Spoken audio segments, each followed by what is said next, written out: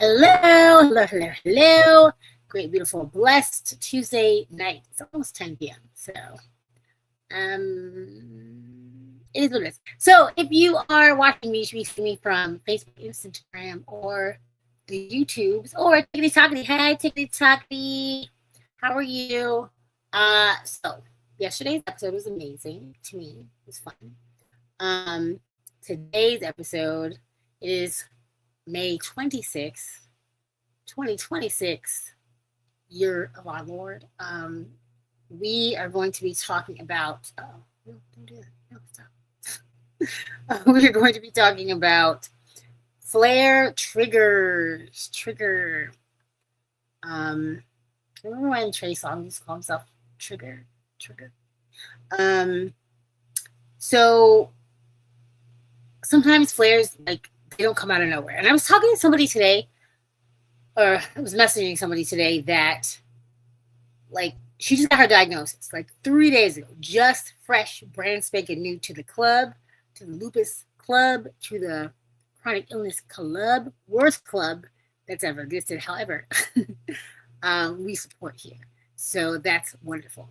But learning your triggers can really change the way that you live your life, can change the way that you take care of yourself for the better. So, like, before you have an actual diagnosis and you're just like, wilding out, just doing your fizzle, doing whatever you want, and like not completely sure what's happening, just knowing like, oh, this is bad, like, it is crazy, because if you have no idea what's going on, then how can you help yourself? And if you don't know me, my name is Tennille, and I guide people through reclaiming their identity and designing a full life even after diagnosis. So the thing about knowing when triggers are coming, then you can prevent it from going further, right? Like, or you can avoid or control a situation a little bit better, right? So it is one of the hardest parts about lupus specifically, is that everyone's triggers are different. Yes, they're different. So, like, you think that, all in the book it says that this can trigger a flare up, or like, my doctor said to avoid this because it can trigger a flare up. When in reality, that might not be your trigger, and you might not need to avoid that. The way to find out, though, is to apply a little bit of that, or do a little bit of that, and see if you start to feel any kind of way. And don't psych yourself out, because maybe it could be a mental thing that you are like, oh, I'm not supposed to be allowed to do this, or I'm not supposed to be allowed to whatever, right? Like, when I was on a lot of prednisone, and when I was, on a lot of medication, I was very, very sun sensitive. And that's crazy. My mother's Jamaican, my father's British, but we traveled a lot. I'd go on vacations a lot, all my whole life. And I used to be like, able to be in the sun for a long time. I've sunburned a couple of times because I was wilding out on a boat. Like, as a kid, once I got a sunburn in the design of my bathing suit on my body, because we like to be outside. Okay. So other than that, though, like, I enjoyed being in the sun. And then they told me that lupus was going to change the way that I experienced outside, and that hurt my feelings. I didn't like that. And I realized that it was like the medication that also made me very sun sensitive. And right now I do adjust for sun sensitivity. I wear a lot of sunscreen. I make sure that I'm limiting the time. I'm going outside when it's not at the strongest, etc. But, managing lupus isn't just about reacting to the flares. It's really, learning what contributes to your flares specifically. Simple definition of a flare, if you don't know what that is. So when your lupus is acting up, but a lupus flare is a period when symptoms worsen or disease activity increases. So you can actually look at your blood work and see when you are in an active flare. But as you learn your body and you learn your diagnosis, you'll be able to feel it, right? Like, I am very aware that one of my triggers for flares is immense stress. Okay. My last two major flare-ups that were like 3-month hospitalizations, and the stroke in 2021, all that, were 3 things consecutively happened.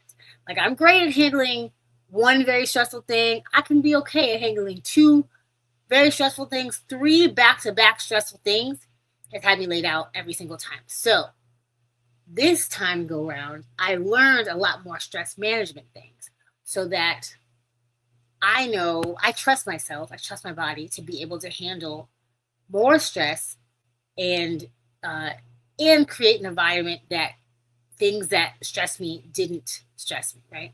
So my things were both of those flares. My car got totaled, not because of me. Well, one of them was because of me because I passed out behind the wheel. But how are you guys over there in TikTok land? Hello, thanks for being here. But the second time was a hurricane took my car. So my car got totaled. One time it was death in the family, that someone I really loved, and finals and graduation. That was all 3 things that happened at once. And then similar things for the next time, right? So I know when there's 3 things back to back that are very, very stressful, I definitely take time out to breathe and journal and talk to someone and check in with myself. Don't just try to push through, because that is not the way. That's not how my body experiences the world, and that's okay. Like, knowing my triggers is beautiful for me. So let me tell you some of the common flare symptoms. Okay, so you will probably know you're in a flare if you have extreme fatigue. So my ladies, if you're new to lupus, like the person I spoke to today, if you're new to lupus and you've ever had like the PMS fatigue, it's like that, but maybe 5 times worse. It's laboring to blink. You want to lay very still. You don't want to talk to anybody. You're still going on about your life, just like you do when you're menstruating, but you don't feel like doing anything at all, and it feels almost painful to do things, right? So joint pain. Joint pain is a super common symptom of flare-up. Sometimes it can go on and not be a flare-up, but just is like the amount of joint pain, the severity of the joint pain, where the joint pain is. Rashes. Rashes were always a flare symptom for me. Swelling, which goes along with the joint pain. Sometimes the joints swell as a reaction to the pain. Fevers, always have high fevers in my flares. Brain fog. Brain fog is not always a flare symptom. It's kind of a ongoing thing that I manage and deal with. Increased pain and inflammation. So like if you're extra sensitive, I remember coming out of the hospital or like being in the hospital, my mother like stroking my head and being like sweet to me, and it hurt so bad, but I knew that it was her way of loving me and that she felt better doing it, so I just let her do it and just kind of take the love. But like little touches really hurt me because my body was so inflamed. So common flare triggers, things that are going to get you those symptoms, are sun exposure or any UV light, even like strong inside office lights, or the fluorescent lights. Those stress, that's my personal trigger always. Lack of sleep. So lack of sleep compounds all the other things. So lack of sleep can make things that are not super stressful feel super stressful because you don't have it in you to deal with it. You know, like when people are sleepy and they're cranky and think gets them much faster, yeah? Certain foods for some people. So like I know a lot of people go on anti-inflammatory diets. Me personally, I am vegan, 10 years and some vegan, and that really helped me. Medication changes, or like if you miss a dose or two of a specific medication that your body really likes at that time, or even supplement regimens. Like if I go too long without some of my supplements, even though I'll take breaks and rotate and things like that, if I go too long without my supplements, my body will yell at me like, girl, what are you doing? What is this? Travel or overexertion. So my very first time traveling after diagnosis by myself, I threw my body for a loop. My body said, excuse me, girl, what, Miss Ma'am, what are you doing? So I didn't know anything about compression stockings or how to manage myself outside with a flare. So I basically, my legs swole up crazy. I was in pain. My people who were met me there, my friends that traveled to see me, we were in Tennessee, and we were at this big conference, and they had to like put themselves under my arms and walk with me. It was a mess, but I had no idea. I didn't realize that travel would be such a trigger. Hormone shifts. So that's a thing. People who, if you get pregnant, that rush of hormones can either make it so that you're much, much better from lupus or much, much worse. I have a friend growing up, I didn't know anything about lupus, but her mother has had lupus our whole lives. And when she got pregnant with my friend, her lupus just went away, just away. It just said, okay, that's nothing, you goodbye. So you never know what the outcome is of pregnancy. So like it's a lot of the times discouraged for people with lupus to have babies and things like that. It's because you never can tell what the rush of hormones is going to do to you. It can affect you positively or negatively. So pregnancy is another, or hormone shifts in general are another common flare trigger. Early premenopause, menopause, all those things, right? Hey guys, thanks for letting me know where you're tuning in from. Hello from Strong Island. Hello, Warrior Mom. How are you guys doing tonight? Okay, so, but this is the thing. This is the thing that I want to make so clear, is that triggers are different for everyone. If you don't remember, write that down. Write that down. Do not go to a lupus meetup and Peggy Sue has this thing that triggers her flare-ups, and then you're like, oh, never doing that again, because it's so personal. This is the perfect time for you to pay attention. That's why I always advocate for people to write down their symptoms and notice what's going on with them. Do not just think like, oh, well, I'm always in pain, just feels like pain, blah, blah, blah, blah, blah. Like, pay attention. You could be saving yourself from so much pain and suffering, okay? Let's see, pregnancy is a super blood clot trigger to prevent issues in childbirth. Yeah. Yeah, I have a history of clotting as well, and that's one of the big reasons that they're like, don't you have any babies? I haven't even been a little bit pregnant, so we're good so far. But if I did decide, I would need to definitely organize with my doctor how I was going to make that happen, right? So I'm going to do some facts like I've been doing. So facts. Stress can impact the immune system activity. So stress can either lower your immune system lower than it needs to go, because we're already on, a lot of us are on immune suppressant drugs, or it can make your immune system fight back and go into hyperdrive. Still bad. You need your immune system to be right there in the middle. UV exposure is well-known lupus trigger for many patients. I know some people, Adam, friend to the podcast, he calls himself a vampire because his lupus is so triggered by sun. He stays inside all the time. He loves the sun. He lives in California, and he cannot go out in the sun. He loves to hike, and if he goes outside during sun times, he wraps himself up like a mummy. Genuinely, there's so much UV protecting clothing. There's so much, sunscreen and hats and all the things. He wraps himself up like a mummy. So overdoing it physically can increase recovery time and symptoms. So if I know that I'm not feeling well already, and then I go out and do something physical that's exerting myself more than normal, I can be sure that it's going to take longer for me to feel better. And I'm not saying to not do physical activity. I love to do physical activity. I love to feel capable and strong and amazing. However, I am mindful. I am mindful that my body might not like this at this time, okay? My body might need some more recovery time, some rest, some real deep rest, okay?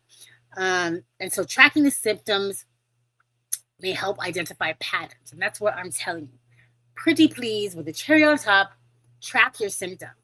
When you wake up in the morning, I do a full body scan, right? I don't write it down anymore unless something's going on that I don't recognize.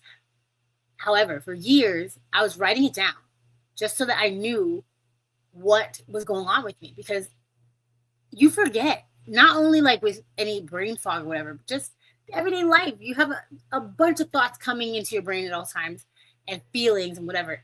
But you know who has a better memory than all of us? A paper and pen, a pencil and paper, and the notes app in your phone.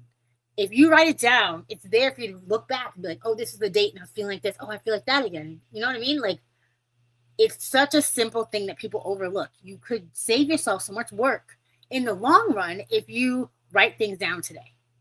Okay, now, so knowing all of this that I know now, I talk a lot about changing the way that you see your body and changing the way that you live your life for the better. You're not a young Thundercat anymore. I don't care what age you are. Right now, you get to realize that you don't have endless capacity anymore. You don't have like endless energy and strength anymore. And that's okay. It's okay to slow down, be more intentional. It has made me so much more intentional with the way that I spend my time, the way that I exert myself. Like, I love my people. And sometimes I get to say no. I get to love myself more and tell them, this only child who would do anything for her friends her whole life, learned to say that I'm my very best friend. It's like me, the Lord, and then the rest of y'all, because if you wear yourself out trying to keep up with everyone else because you want to look a certain way or you don't want to look a certain way, and then you end up in a hospital bed, who are you helping or hurting? Like, you can't guarantee anybody is going to help you out then besides yourself, right? Like, it's up to you to realize your triggers, exercise your rights to give yourself that alone time to recover and feel better and come out stronger than before. Disappear for a little bit and come back like nothing ever happened, right? So follow your triggers, pay attention to that. Do not ignore those warning signs. Change your diet if you can. I'm gonna be re-upping this masterclass that y'all seem to love so much. So we talk about eating vegan and how that's helped me, and the choice every time you pick up your fork, every time you wrap your face around some food, you're making a decision on how you want to feel. Like, there is dopamine that comes out of, the chemicals in your brain. It feels great eating that quadruple cheeseburger, right? For like 5 seconds. You're chewing, this is great, that's amazing.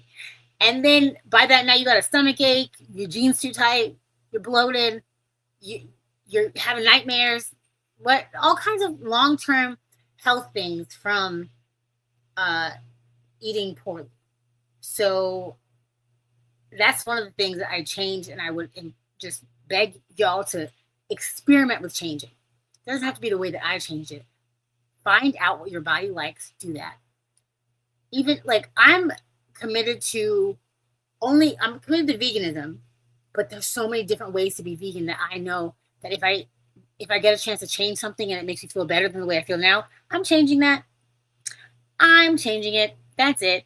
Like, if it's a trigger and every time I eat like this, I get like sick or something goes wrong, I'm changing it. Your body is the biggest, your body in your life, the biggest, most beautiful, most exciting project you've ever worked on. And you get to record the data for everything that happens to it. So you're not a victim and lupus is not happening to you. We have so much more control than we allow ourselves to believe, because it's easier to be like, well, this disease doing this to me and these doctors are picking on me and da da da da da. But what if you took full responsibility for what's going on with you? What if you took full responsibility of finding out what your flare triggers are? What if you decided that nothing was happening to you and everything was happening for you? So you can see how you're supposed to move, how you're supposed to eat, how you're supposed to drink, how you're supposed to live your life with as little stress as you can manage. What do you think? What do you think? Does that sound crazy or does it sound real? To me, that sounds so real and so right. And I am so proud of you for even entertaining the thought, because people are stuck in their ways and people don't think about finding out what their flare triggers are. So I'm going to give you a few hints and tips that you know already. I know you do, but I'm going to tell you anyways out loud, because if you hear me say it, you can't say I didn't tell you nothing.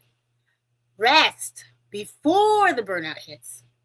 Hydrate more than you think you should. Protect yourself from the sun between 10 and like 3. Don't go outside if you can help it. And if you do, wrap yourself up. Put the sunscreen on. All the things. Manage your stress.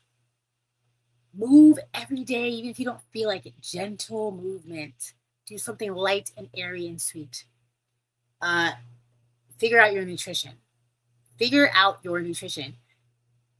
Write it down. What are you eating? Try Chronometer. Try MyFitnessPal. Try all of the breakdowns to see what nutrients are you missing or do you need more of. Practice boundaries. If you don't feel up to going out tonight, do not go out tonight. Okay? And listen to your body. Pay attention to what your body is asking you for. Managing triggers is not like some perfection, some kind of, it's just science. It's just like being aware. It's something that's in your control that you can do right now. You don't have to wait for any doctor, any appointment. Pay attention to what triggers your lupus flare-ups. Okay, so I'm going to ask my closing questions, y'all. Okay, so what is one trigger that you've learned the hard way, that you just kept ignoring, and you're like, oh, that's a hard no for me, okay? How does stress affect your symptoms? Does it affect your symptoms? Does stress affect your symptoms? What helps you recover faster? I would love to know what your little tips and tricks are of like, I feel this coming and then I do this and it helps. Even if it's a placebo effect, I want to know, because maybe I'll try it. Who knows? Yeah, that's today. That is today, May 26th. And healing became so much easier when I identified the triggers and I let them go. I wasn't holding on to things that were hurting me anymore, within my control. Okay. And I would love that for you. Figure out your triggers. And if you need help, if you need support in how to do that, please book in my calendar. The links are everywhere, but inbox me if you don't see it. Get some time in my calendar and I will help you to identify your triggers and fix them, course correct them. Yes. So have a great night, guys. Thanks for being here. Bye.